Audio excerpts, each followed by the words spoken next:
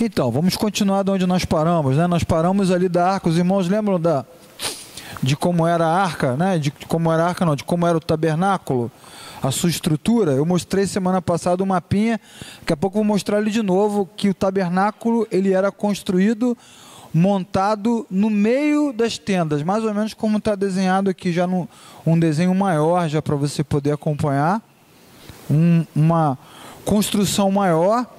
Então o povo, ele era um povo nômade, né, que andava pelo deserto. Todas as vezes que o povo de Israel parava de andar, montavam-se as tendas, e a primeira tenda que se montava era o tabernáculo. Depois montava o restante das outras tendas em volta, tá certo? Então vamos voltar de onde a gente parou, que é importante a gente pensar, né? Primeira coisa, Êxodo 33:15. Quem pode ler para mim esse versículo aí? Acabamos de ler agora. Lê alto aí, por favor.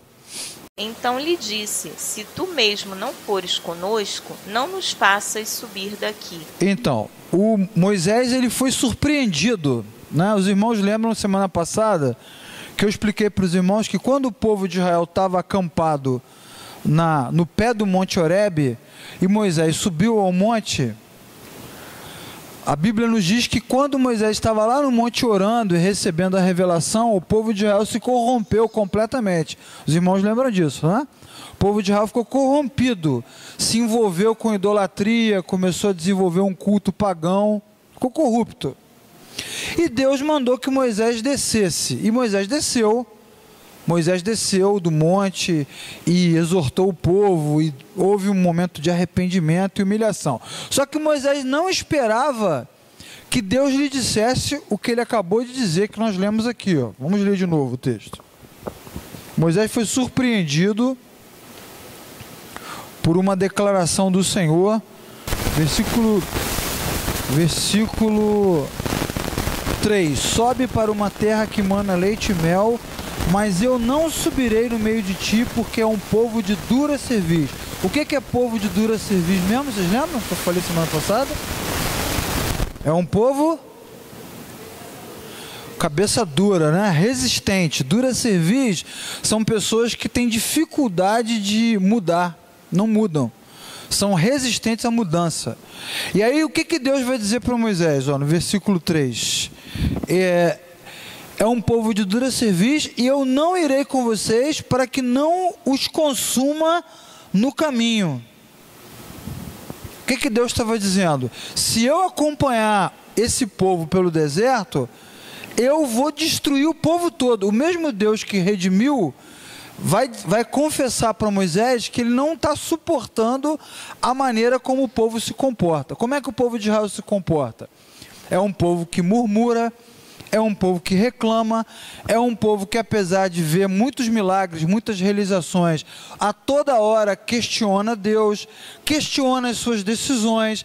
É um povo que não se consagra, é um povo que não se prepara, é um povo que não tem uma vida de relacionamento com Deus, e por agir dessa forma, é um povo que está cansando. Deus está ficando enjoado do povo. Nós também vimos a aula passada que antes do Horebe, houve várias situações que desgastaram a relação de Deus com o povo. Nós vimos o caso do maná, não é? Nós vimos o caso das águas que eram amargas, nós vimos o caso das codornizes. Há uma série de situações que deixaram a relação de Deus com o povo desgastada. E Moisés foi surpreendido por essa declaração: Moisés, você vai, eu vou mandar um anjo para te acompanhar, mas eu não vou com o povo, porque eu não vou suportar andar com esse povo. Eu vou acabar destruindo o povo todo. E aí a Bíblia diz que o povo de Israel se entristeceu muito com essa declaração. E aí não houve mais vontade de comemorar, nem de se alegrar, nem de se arrumar. Ficou todo mundo deprimido. Aí Moisés faz essa declaração: Senhor, se o Senhor não for conosco, não nos mande. Moisés faz essa declaração: já que o Senhor não vai, então não mande a gente ir, porque eu não vou andar. Moisés, ele está com o coração dele pastoral, na verdade, está com o coração pastoral, está com cuidado com o povo, mas ao mesmo tempo, ele também demonstra uma certa frustração com a declaração de Deus, e ele mostra que está numa certa furada, tipo assim: eu não vou nisso sozinho não, isso é furada. Isso é furada, eu vou ficar no meio do deserto, vou morrer com esse povo. E aí Moisés começa a lembrar Deus das suas promessas, que é algo importante que acontece na vida de Moisés. O ministério dele é testado à medida que Deus vai colocando ele em situações de dificuldade, e ele começa a lembrar Deus das suas próprias promessas. Vamos ler esse texto aqui, Êxodo 19, de 4 a 6.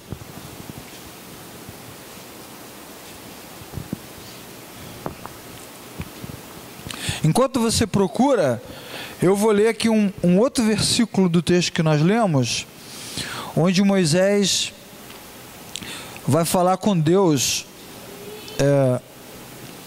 versículo 15, ó.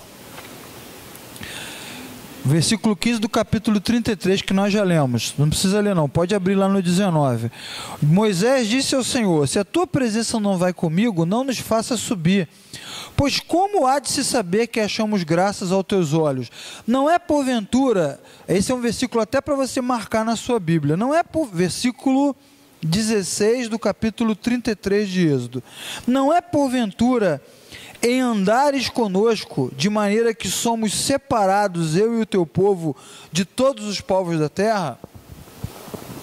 Versículo 16 do capítulo 33. Essa declaração de Moisés é bem interessante, ó. Ele vai dizer o seguinte: o que nos torna diferentes dos outros povos? É o que ele vai falar. Qual é a diferença do povo de Israel para os outros povos? Não é o fato da tua presença estar conosco? É isso que ele diz. É a tua presença entre nós que nos torna diferente dos outros povos. Então nós não queremos ir sozinhos. Então vamos ler o texto lá. Quem achou pode abrir, por favor. Vocês viram o que fiz ao Egito e como os transportei sobre asas de águias e os trouxe para junto de mim. Agora, se me obedecerem fielmente e guardarem a minha aliança, vocês serão o meu tesouro pessoal dentre todas as nações. Embora toda a terra seja minha, vocês serão para mim um reino de sacerdotes e uma nação santa. Essas são as palavras que você dirá aos israelitas. Isso. Em Êxodo 19, esse texto nós estudamos ano passado. Foi no dia que Deus deu a aliança, fez o pacto. Qual foi a declaração do Senhor para o povo de Israel? Se vocês fizerem um pacto comigo e cumprirem o que nós fecharmos aqui hoje, se vocês cumprirem o nosso acordo, vocês serão um povo exclusivo meu, um povo de reis e sacerdotes, diferente de todas as outras nações. Vocês serão exclusivos, eu terei uma relação diferenciada com vocês. E Moisés então, quando ele recebe a notícia que Deus não vai, Moisés então ele vai dizer para Deus: eu não quero, assim não quero, porque o Senhor disse que nós seríamos um povo diferente. E a diferença entre Israel e os outros povos é exatamente o fato de que o Senhor está conosco. Não tem nenhuma diferença entre nós, só essa. E nós podemos fazer essa mesma aplicação com a igreja. A única coisa que diferencia a igreja, os crentes, dos ímpios, é a presença de Deus.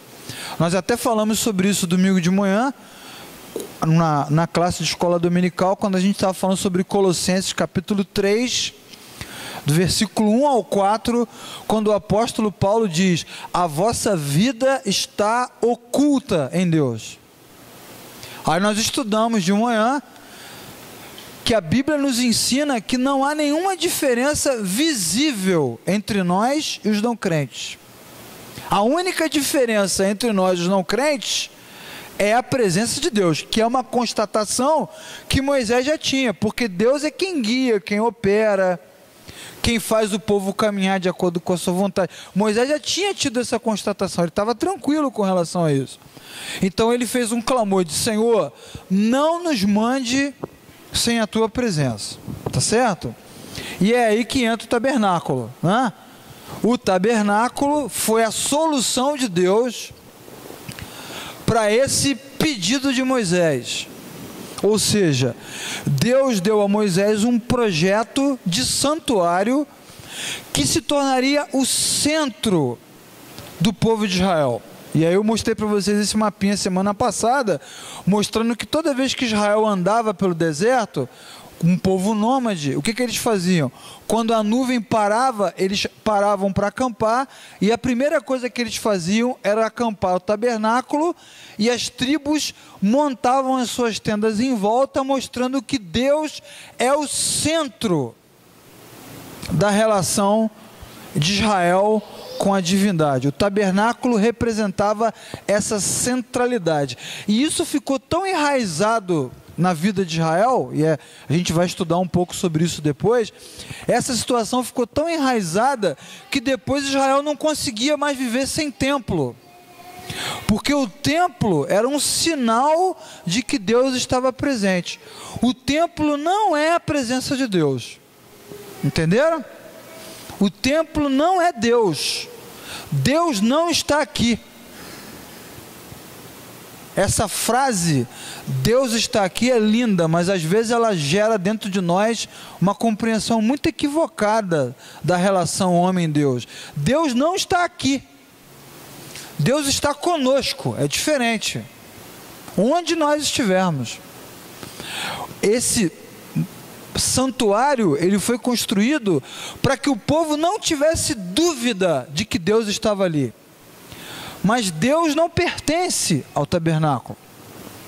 Então nós vamos agora estudar a construção do tabernáculo, cada parte do tabernáculo, o que cada parte representava. Vamos começar a estudar isso devagar hoje, com muita calma, mas a gente vai perceber com o tempo que Israel vai fazer uma transferência. Ele vai começar a considerar o tabernáculo um lugar sagrado, quando na verdade ele deveria considerar Deus o ser sagrado.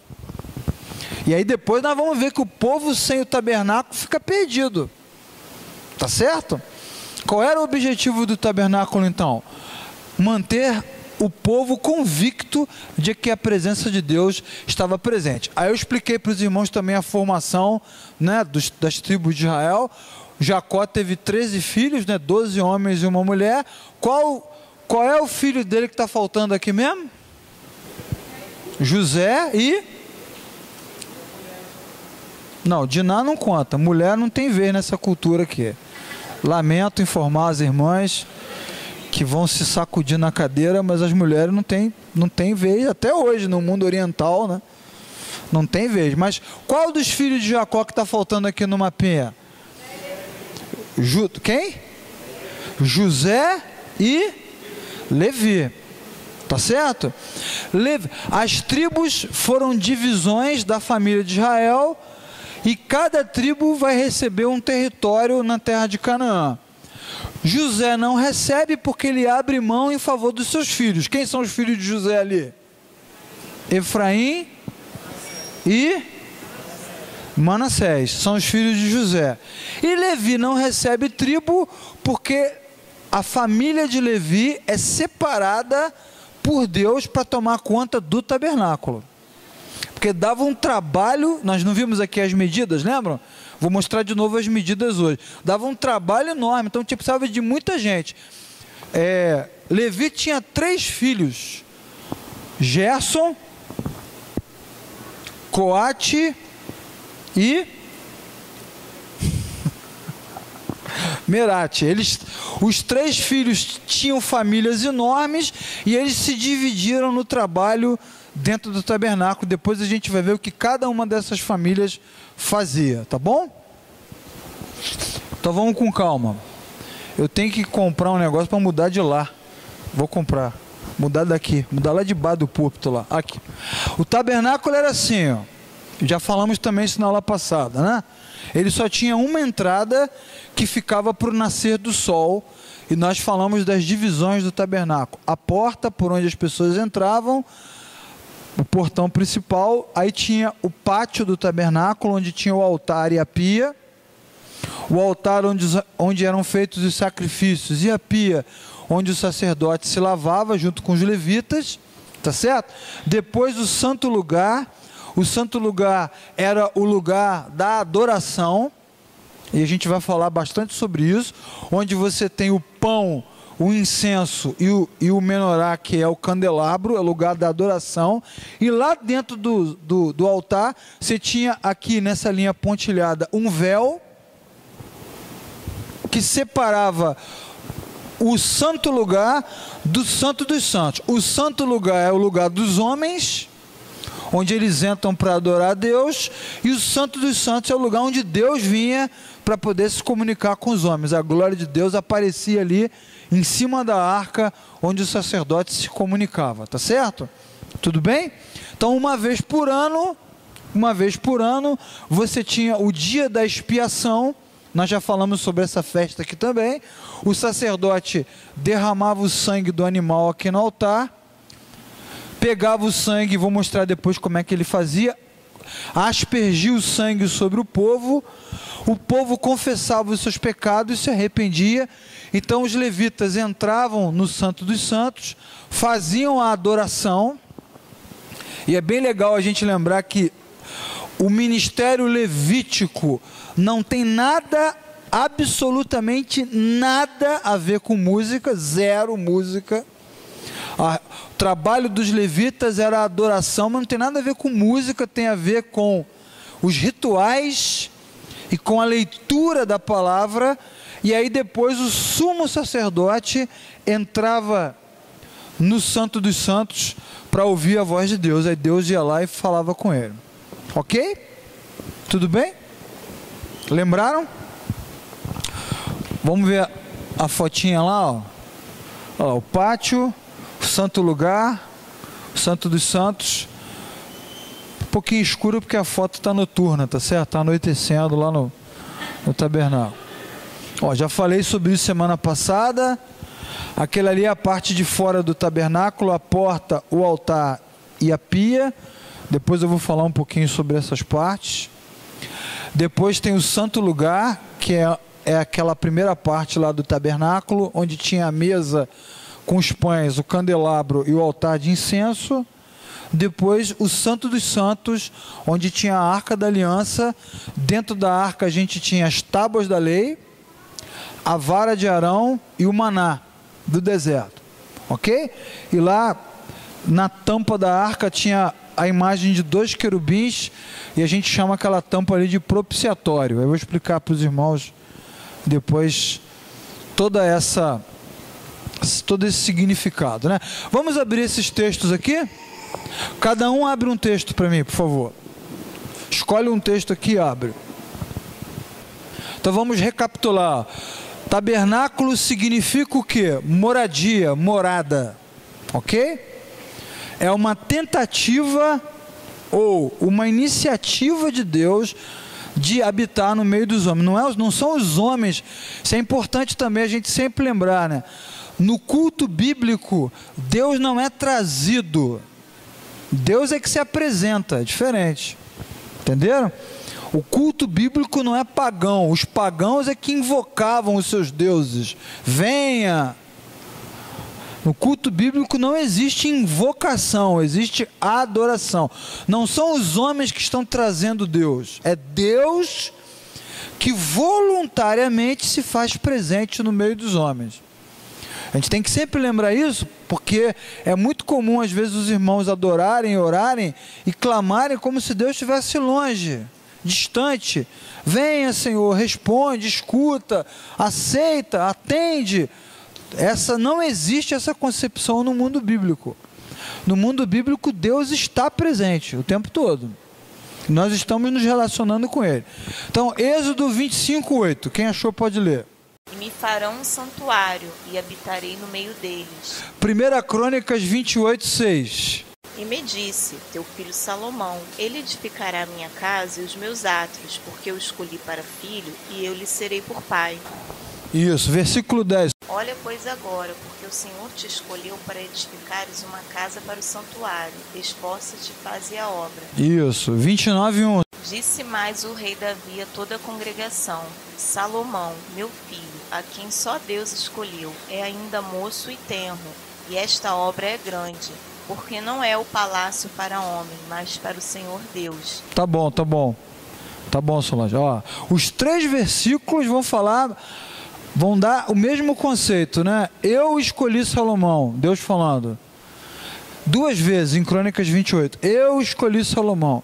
E Davi depois vai dizer: Deus escolheu Salomão para construir um templo não para nós, mas para que Deus venha habitar entre nós.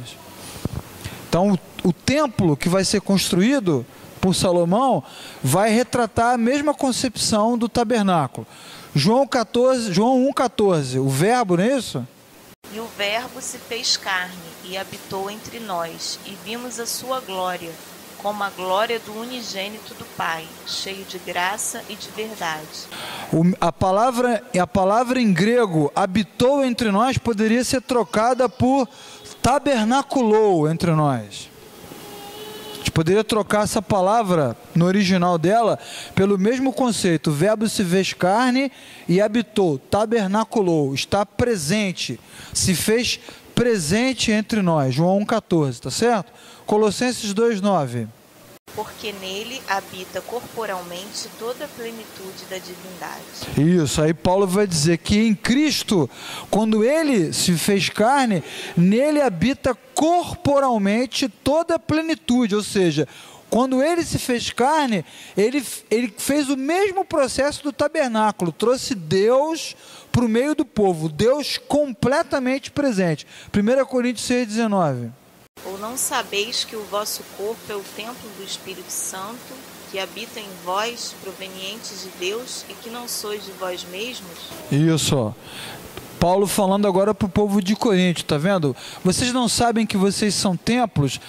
Vocês não pertencem a vocês mesmos, vocês pertencem a Deus. Não é uma opção. É o mesmo caso de Êxodo 19. Vocês serão o meu povo, minha propriedade. O que Paulo está dizendo? Não é uma opção, não foi vocês que escolheram. Deus é que decidiu habitar. Tomem conta dos corpos. Não contaminem esse lugar. O corpo de vocês é sagrado. Efésios 2, 20 e 22. Edificados sobre o fundamento dos apóstolos e dos profetas, de que Jesus Cristo é a principal pedra da esquina, no qual todo o edifício, bem ajustado, cresce para templo santo no Senhor, no qual também vós, juntamente, sois edificados para a morada de Deus em espírito. Então Paulo agora vai falar em Efésios que a nossa vida ela é edificada. Nós estamos estudando a palavra aqui, estamos nos preparando. Qual o objetivo de Deus? E é isso que a gente tem que pensar. O que Deus pretende, qual o propósito de Deus quando Ele nos revela, nos ensina a sua vontade?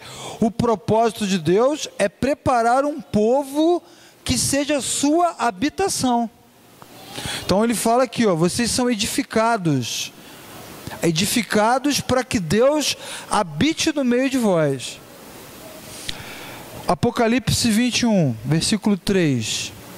E ouvi uma grande voz do céu, que dizia: Eis aqui o tabernáculo de Deus com os homens, pois com eles habitará, e eles serão o seu povo, e o mesmo Deus estará com eles, e será o seu Deus. Isso, tá vendo? Lá em Apocalipse, capítulo 21, os irmãos sabem que capítulo 20, 21 e 22 de Apocalipse são os capítulos finais de todos os tempos, né? A consumação de todas as profecias.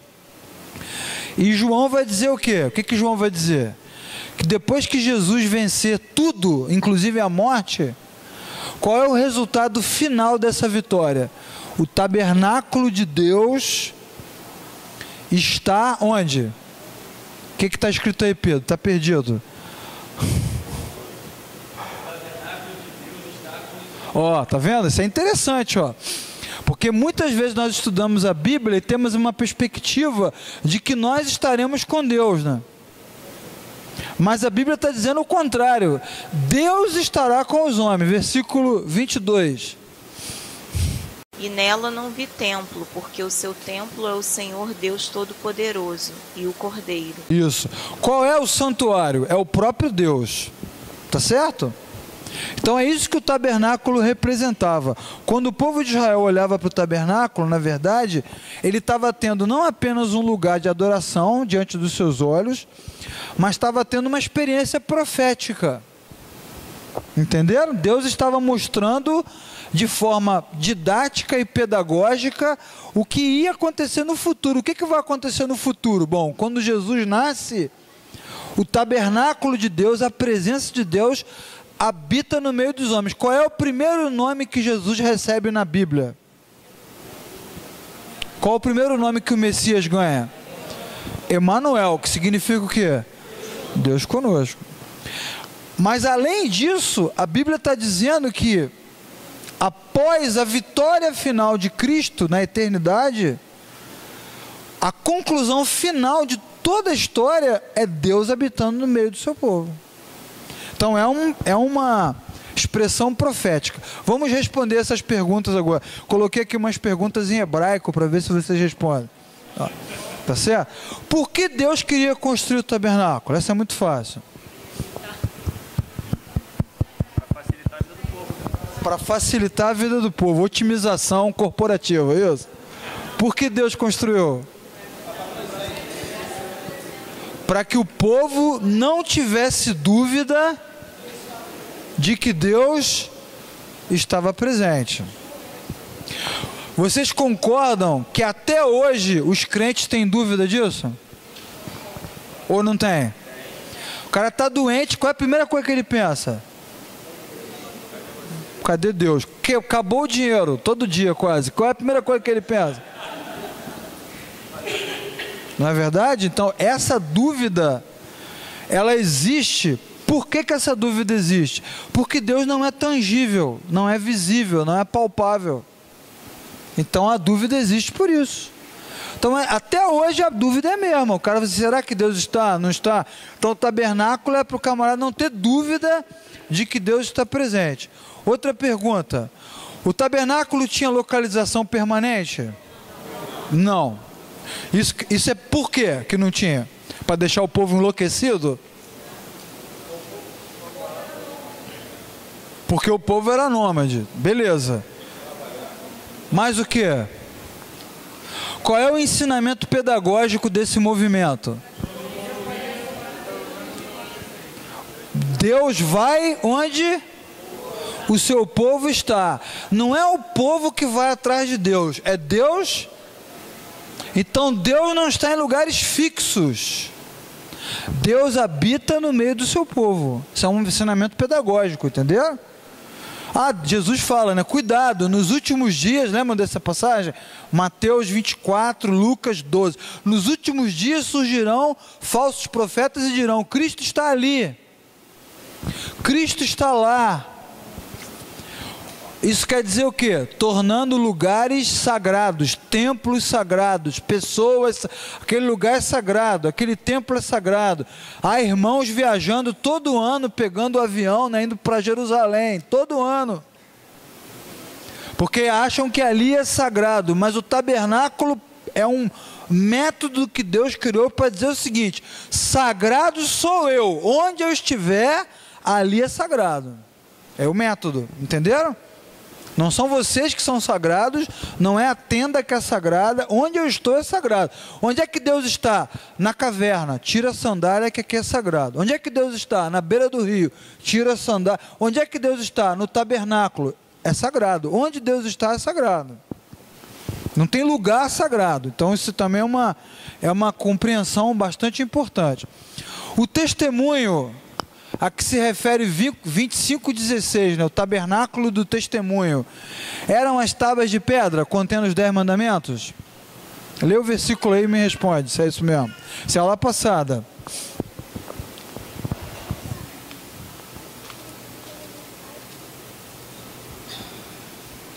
O testemunho são os 10 mandamentos?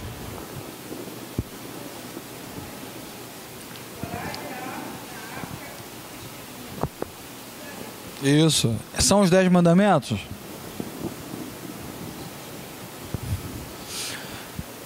São os 10 mandamentos. Por que os 10 mandamentos são chamados de testemunhas? Foi semana passada. Oi? Quem lembra? Quem vai arriscar? Sem medo de passar vergonha, não pode ter medo. Por que as arcas eram, por que a arca do tabernáculo era chamado de lugar de testemunho?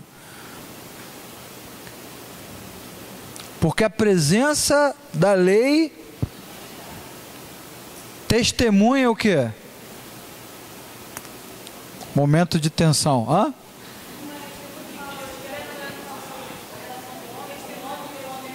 Testemunha.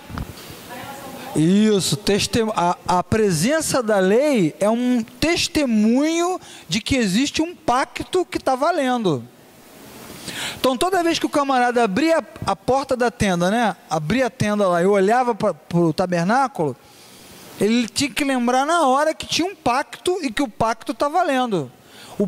O tabernáculo e a lei servem aqui. Qual é o significado que isso dava? Tá vendo? Eles servem de testemunha viva de que está valendo.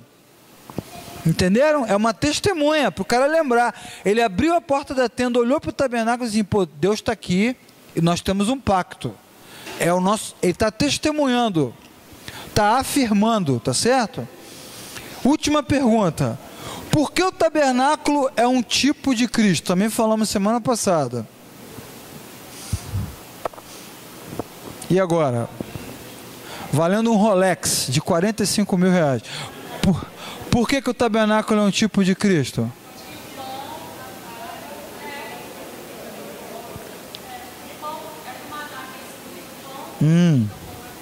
Isso. Isso. Porque todos os itens do tabernáculo, todos os utensílios dele apontam para quem? Para Cristo. Ele é, o tabernáculo inteiro é uma representação, uma metáfora didática da obra de Cristo. Aí agora nós vamos ver isso agora.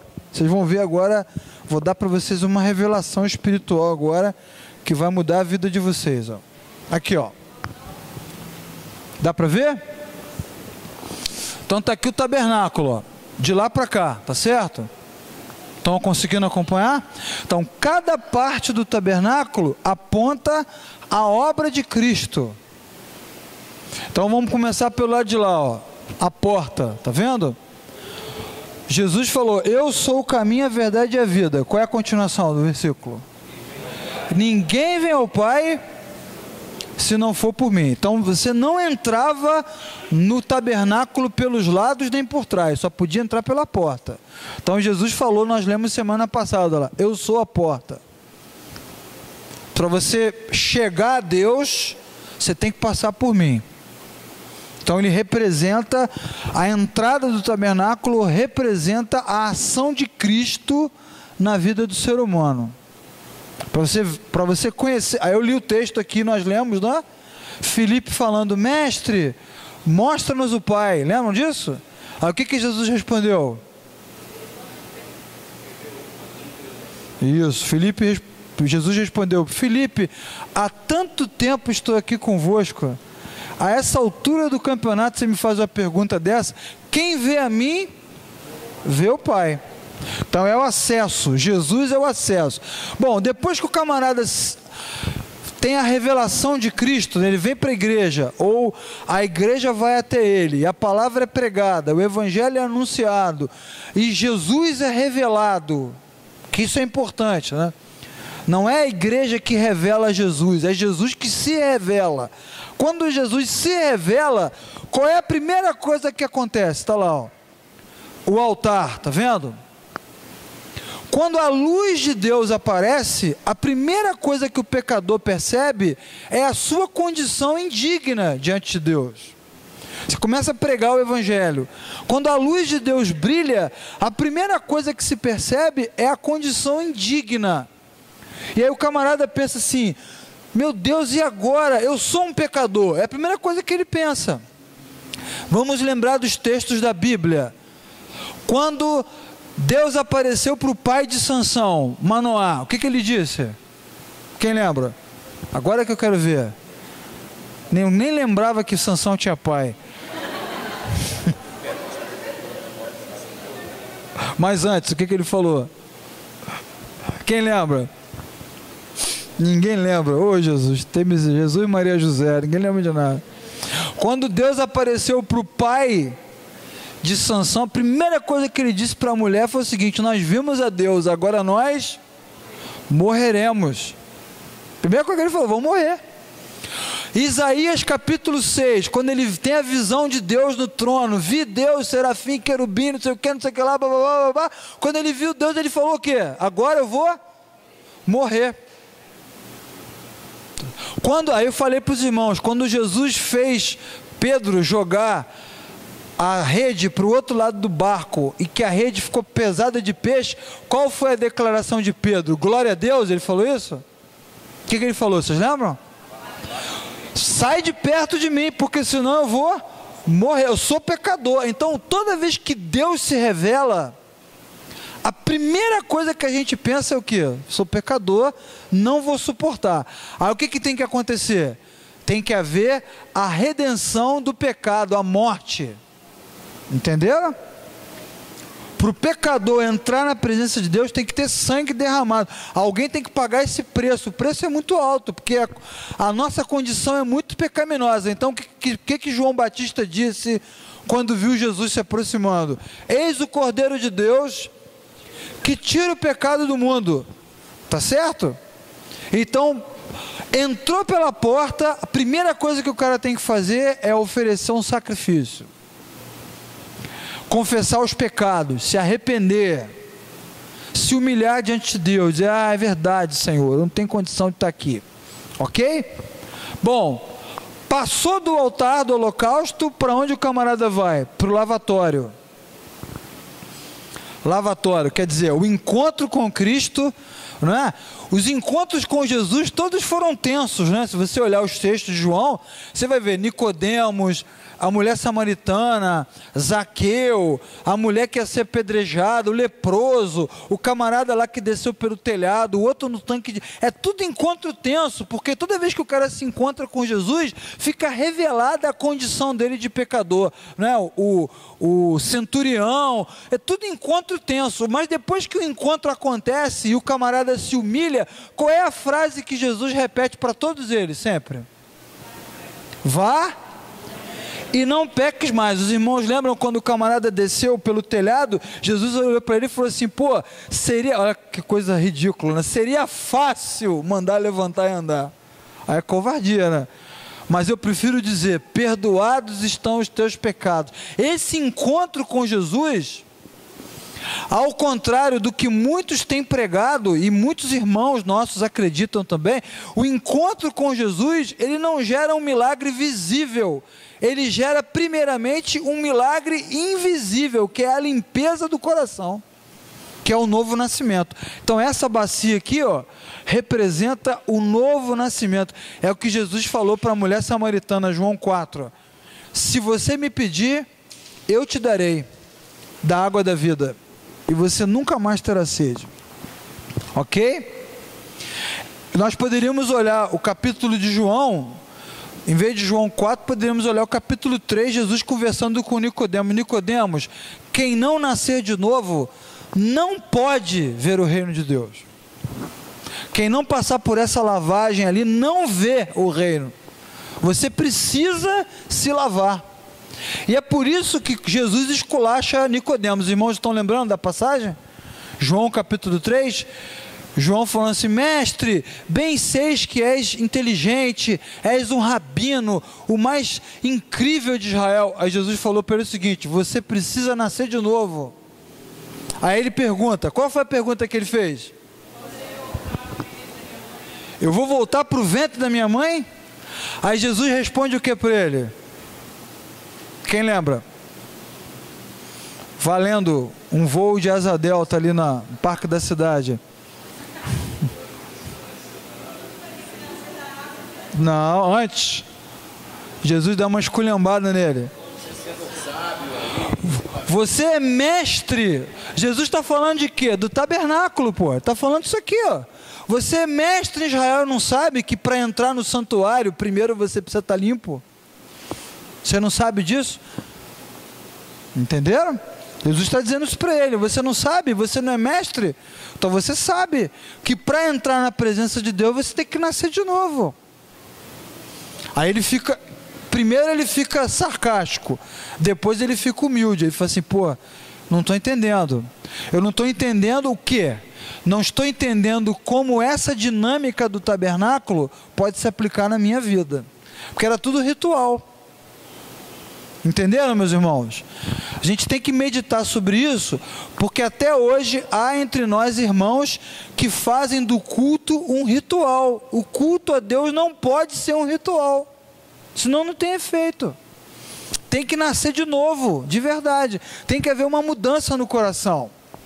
Aí Jesus começa a falar aqui, ó, eu sou a luz, eu sou o pão, eu sou o caminho. Então a gente tem o quê?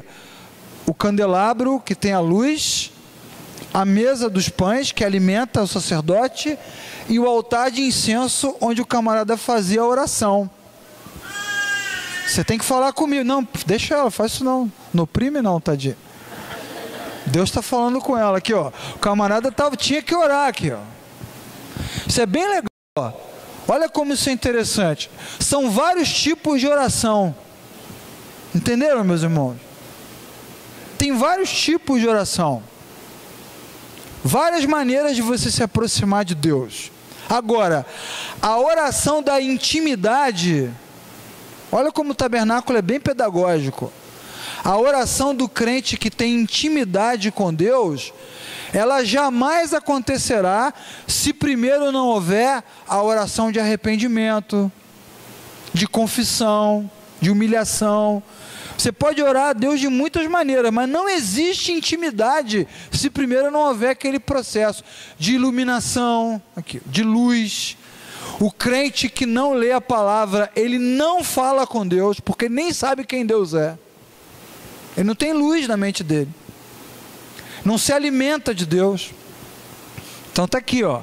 O santuário, o santo lugar é o lugar do adorador. Quem é o adorador? É o camarada que já está arrependido, que já nasceu de novo, que se alimenta da palavra, o seu coração está satisfeito, a sua mente está iluminada, ele tem intimidade com Deus. Então esse é o santo lugar. E muitos dos nossos cultos às vezes não têm efeito nenhum, porque nós, para nos chegarmos à intimidade com Deus, deveríamos primeiro passar por esse processo, pela palavra, e aí o culto é só cantoria e falação, mas não tem efeito prático no interior. Está aqui o processo pedagógico, tá certo? Depois vem o santuário, né? O santo dos santos, e Cristo vai dizer que Ele e o Pai são um. Então quer dizer, você, quem conhece a Jesus e se deixa tocar por Ele, tem acesso à intimidade, à glória de Deus. Viram o caminho ali do tabernáculo? Ok? Vamos dar uma passeada pelo tabernáculo, devagar, não é? Vamos dar uma passeada no tabernáculo. Primeiro vamos falar das ofertas, ó. Material do tabernáculo. Não dá para ver as fotos ali por causa da parede, né? Quantidade de ouro usada para construir o tabernáculo: 1.270 quilos de ouro, o que dá mais ou menos hoje aproximadamente 875 mil dólares. É ouro para dedéu. Os irmãos vão lembrar que quando o tabernáculo começou a ser construído, Deus deu uma ordem a Moisés, ó, manda catar o ouro todo. Da onde veio o ouro?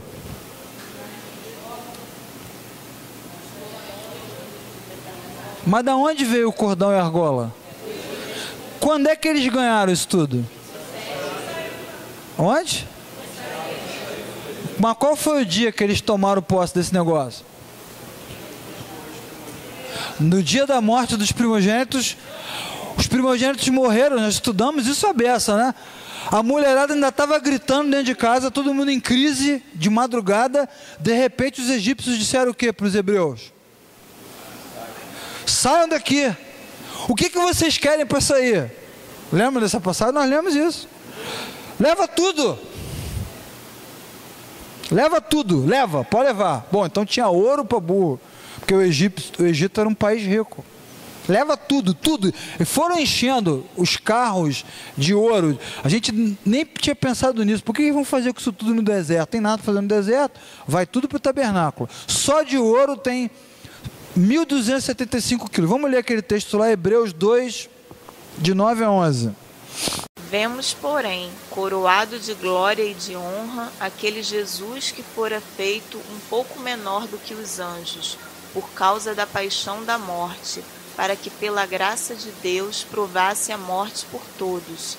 Porque convinha que aquele para quem são todas as coisas, e mediante quem tudo existe, trazendo muitos filhos à glória, consagrasse pelas aflições o príncipe da salvação deles. Porque assim o que santifica, como os que são santificados, são todos de um, por cuja causa não se envergonha de lhe chamar irmãos. Isso, então o texto de Hebreus vai dizer o seguinte, que Jesus, apesar de ser repleto de glória, foi feito um pouco menor do que os anjos, que é em forma humana. E foi desse jeito que Deus decidiu representar a sua glória. E o tabernáculo tem... Pode botar aqui, bota aqui. Pode botar em qualquer... Obrigado. O tabernáculo tem o mesmo propósito, né?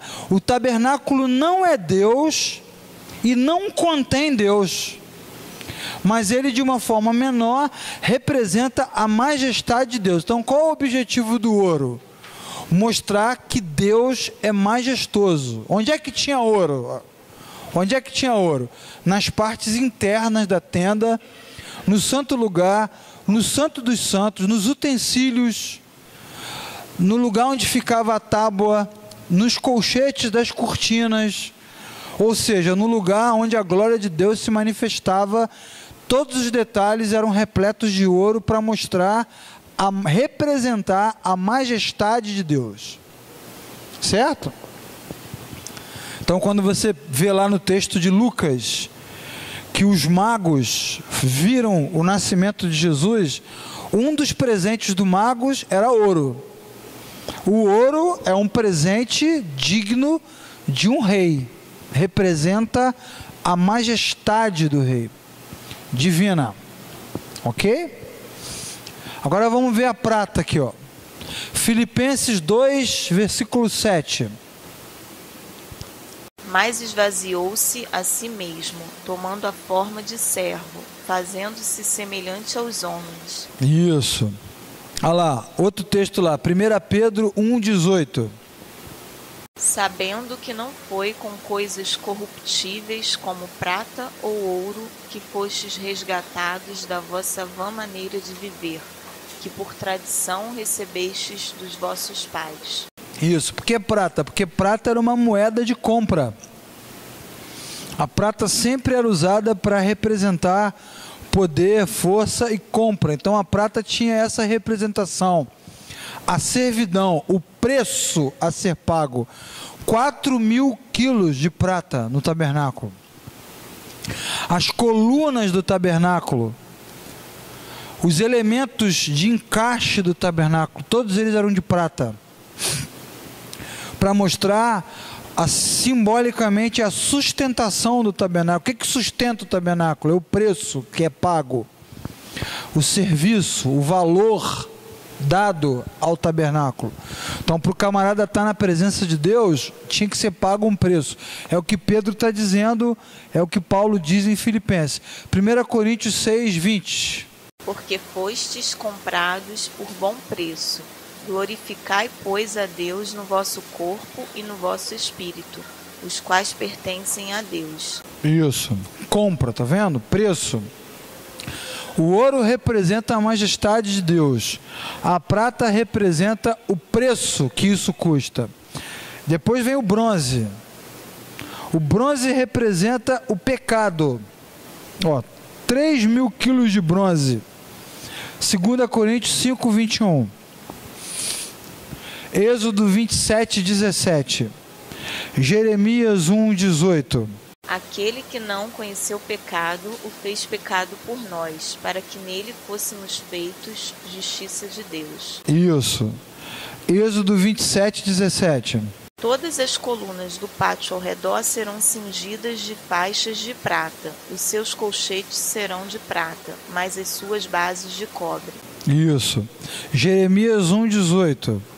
Porque eis que hoje te ponho por cidade forte, e por coluna de ferro, e por muros de bronze, contra toda a terra, contra os reis de Judá, contra os seus príncipes, contra os seus sacerdotes e contra o povo da terra. Isso, tá vendo aqui, ó? Então a parte, toda vez que você vê na Bíblia, isso é interessante, né? A gente estuda isso em hermenêutica. Por isso que o seminário é bom, tá vendo? Serve para nada, mas serve para essas coisas. Viu? A simbologia, ferro e bronze, pecado. As pernas da estátua de Nabucodonosor, né? Ferro e bronze, pecado. Onde é que tinha ferro e bronze? Do lado de fora. O altar era de bronze. A vasilha da água era de bronze. Onde as pessoas tinham acesso em primeiro lugar, bronze. A acusação de Jeremias: vocês são como colunas de bronze, tudo bronze. Então o bronze, a cor do bronze e a presença do bronze representavam o pecado. A cor da prata e a presença da prata, o preço a ser pago. A cor do ouro e a presença do ouro, a majestade de Deus.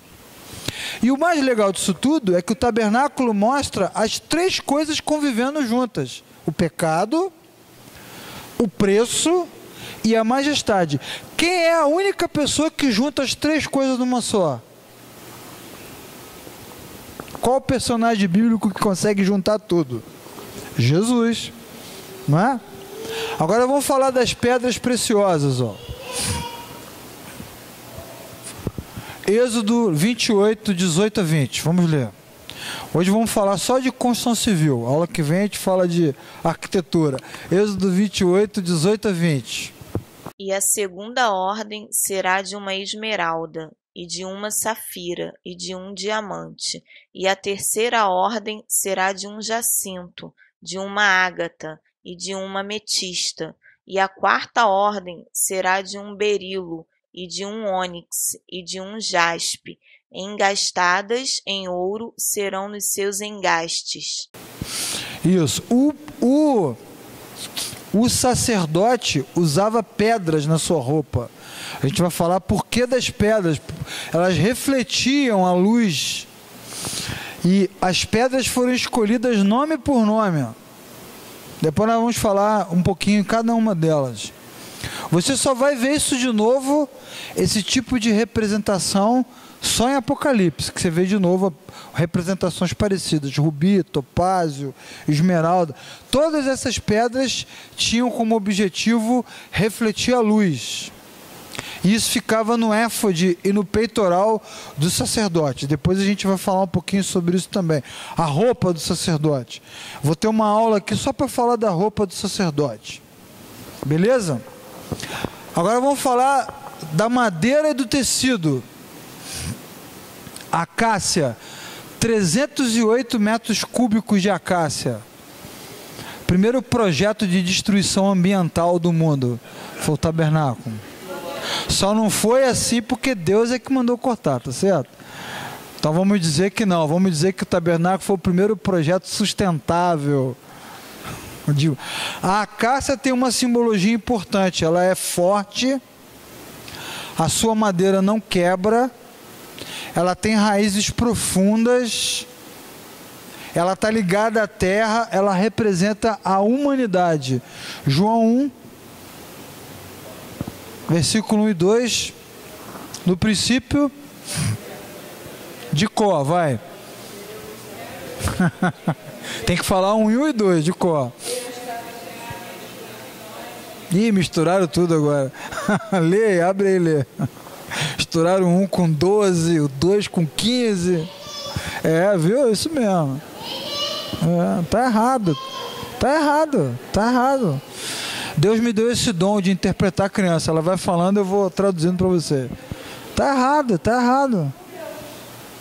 Isso. Humanidade, tá vendo? O verbo que habitou entre nós, andava com Deus. Então a cassa representa a ligação da humanidade com Deus. E o tecido representa o quê? Ele era usado para tingir, e cada cor de tecido tinha um significado diferente. Então o tabernáculo ele era todo colorido, tingido, e cada cor dele tinha um significado específico.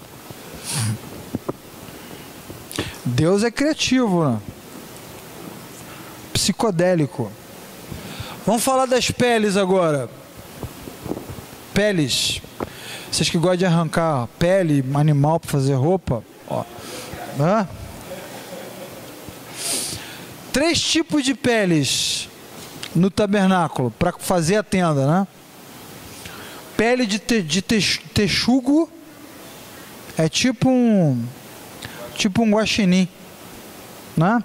Pele de carneiro e pele de bode. Beleza? Então, isso é para a gente fazer as coberturas e fazer a cerca do tabernáculo. A pele de texugo ela era rústica. Vamos ler o texto lá? Isaías 53, 2. 1 Pedro 18, 19. Não, 1 Pedro não pode, está faltando o capítulo. Atos 2, 22 a 24. Isaías 53, 2 e Atos 2, 22 a 24.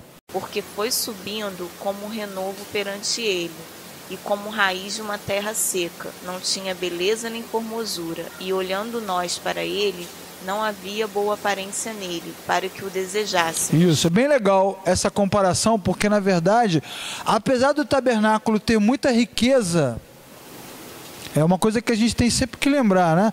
Igual a igreja é muito rica. Mas essa glória que a igreja tem, que o tabernáculo tinha, não era para ser visível. Tinha muita riqueza, tinha ouro, tinha prata, tinha bronze, pedras preciosas. Mas você olhando de longe, ele tinha uma aparência rústica, não impressionava pela sua glória. Não tinha glória própria, visível. A glória do tabernáculo era a presença de Deus.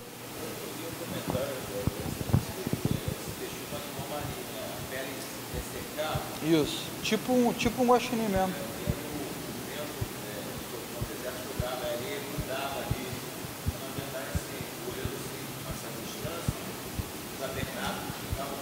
Se confundia com areia, exatamente. Que é mais ou menos o que Isaías está dizendo, né? Jesus se confundia com a multidão, ele não tinha beleza aparente. Não é? A glória, Atos 2, 22 a 24.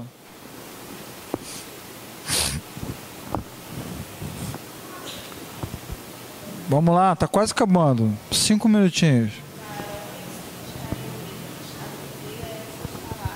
Jesus o Nazareno, varão aprovado por Deus diante de vós com milagres, prodígios e sinais, os quais o próprio Deus realizou por intermédio dele entre vós, como vós mesmos sabeis. Ok? Ó. Na verdade, o que acontece? Essa humanidade de Cristo, ela mostra como Deus age. A ação de Deus no tabernáculo, ela se representa perfeitamente na humanidade de Cristo. Aí vem um ensinamento importante, né? Todas as vezes que você observa um ministério, ou uma igreja, ou um obreiro querendo atrair a glória para si, está acontecendo um caminho contrário ao projeto de Deus. Templos suntuosos, né? Templos espetaculares, tudo do bom e do melhor, lindíssimos, vistos de longe, roupas extraordinárias, gente que anda com um aparato espetacular. Há muitos irmãos que realmente ainda não entenderam que a única glória da igreja é Cristo. Então o tabernáculo, ele tinha esses, apesar dele ter muito ouro, muita prata, muito bronze, muita pedra, foi o que o Francisco falou, de longe, com areia, não dava nem para ver direito o tabernáculo, não tinha cara de nada, não tinha nenhuma impressão, era uma cobertura para proteção, mas na verdade não tinha nenhuma beleza visível, o tabernáculo era assim. Pele de carneiro, né? Já lemos esse texto aqui. As peles de carneiro, elas eram pintadas de vermelho, simbolizando o pecado, o preço do pecado, e a pele de bode, que representava a pureza da justiça, porque nós falamos desse texto já, depois nós vamos falar isso de novo. Todas as vezes que tinha o ritual do tabernáculo, o sacerdote separava 2 bodes para fazer o último ritual. Um desses bodes era sacrificado e o outro bode era chamado de bode expiatório. Ele era levado para o deserto, representando o perdão e a libertação do pecado. Então ele ia embora. E tinha um camarada que era selecionado para pegar o bode pelo cordãozinho e levar o bode para um lugar bem distante, para o miserável do bode não achar o caminho de volta. Porque ninguém quer ver o pecado voltar. Então, as peles do bode representavam esse momento, né? essa quebra de domínio, de jugo do pecado sobre o povo. Tá certo? Manda o bode embora. Então, voltando aqui, para a gente fechar, né? Ó. Vamos parar aqui hoje. Semana que vem eu vou falar dos elementos do tabernáculo. Falar do altar. Vou mostrar para vocês as imagens do altar. Como é que era o ritual do altar. Vamos ver uma de cada vez, né? Mas vamos terminar a aula com essa perspectiva aqui, tá certo? Deus conosco. Tabernáculo primeiro, depois o templo, depois Cristo e a igreja. A igreja hoje, ela é o tabernáculo de Deus, para revelar a glória de Deus. Então vamos lembrar do ensinamento do tabernáculo, né? O tabernáculo não suporta Deus, ele representa Deus. E não é o homem que traz Deus, é Deus que se apresenta. Não é o homem que vai a Deus, mas é Deus que habita no meio do povo. E o objetivo dessa habitação é abençoar o povo e refletir a glória de Deus. Então não há poder no tabernáculo, assim como não há poder na igreja. Hoje de manhã eu estava ouvindo uma música da Alda Célia, né? Eu creio no poder dos joelhos que se dobram. Não há poder nos joelhos que se dobram. Não tem poder nenhum. Não há poder na tenda, não tem poder no altar, não tem poder, o poder de Deus. E nós vamos ver depois, em várias passagens bíblicas, o povo adorando a Deus no tabernáculo, mas a glória de Deus não está mais no tabernáculo. Então não tem poder nenhum. Todo esse processo aqui existe para glorificar a Cristo e aproximar o homem de Deus. Tirando isso, não tem mais objetivo nenhum. Qualquer igreja, qualquer comunidade, qualquer templo que coloque Cristo em segundo lugar, não tem mais eficácia na sua função, perdeu a função. Depois nós vamos ver também diferentes tipos de tabernáculo. O tabernáculo de Moisés, o tabernáculo de Samuel, que ficava em Siló, o tabernáculo de Davi, as diferentes aplicações de cada um deles, mas todos eles com o objetivo principal, que é aproximar o homem de Deus. Certo? Tudo bem? Tranquilo? Podemos terminar? Vocês querem mais uns 40 minutos? Não, né? Chega. Então vamos ficar de pé.